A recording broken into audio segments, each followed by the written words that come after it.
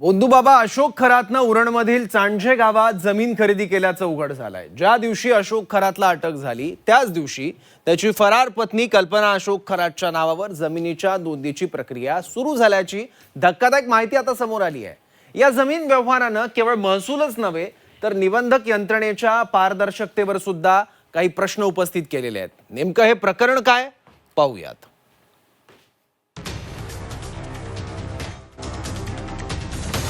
तिसऱ्या मुंबईत पाय पसरवण्याचा खरातचा डाव।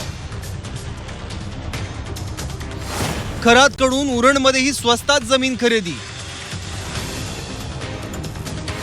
बाजारभाव 3 ते 4 कोटी, जमीन खरेदी मात्र स्वस्तात। खरातच्या अटकेच्या दिवशीच व्यवहाराची वर्दी नोटीस प्रसिद्ध।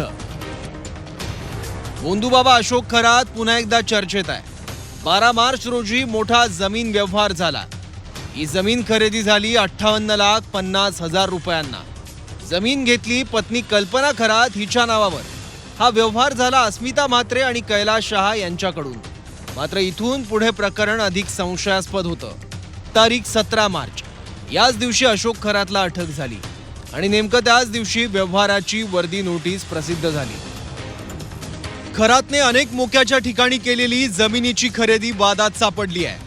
आधी शक्तीपीठ महामार्ग जाणार असलेल्या सोलापुरातील कळमण गावात जमीन खरेदी, ओझर विमानतळाजवळ 5 एकर जमीन, शिर्डीत 70 कोटींच्या जमिनी आणि प्लॉट, आणि आता तिसऱ्या मुंबईत पाय पसरवण्याचा खरातचा डाव समोर आलाय।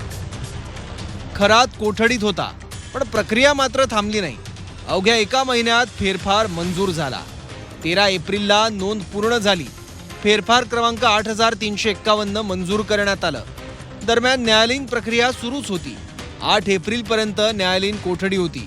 मात्र याच काळात जमीन व्यवहार वेगानं पूर्ण झाला। या व्यवहारामागे मोठा आर्थिक डाव असल्याचा संशय व्यक्त केला जातोय। राज्य सरकार आणि सिडकोद्वारे उरण परिसरात तिसरी मुंबई बसवली जाते। या प्रकल्पाअंतर्गत जमीन मालकांना 22.5% विकसित भूखंड मिळणार आहे। खरातने याच नफ्यासाठी चांडझे आणि द्रोणगिरी नोडमध्ये मोठी गुंतवणूक केली। यामध्ये ही जागा अवघ्या 58 लाखांमध्ये खरेदी केली।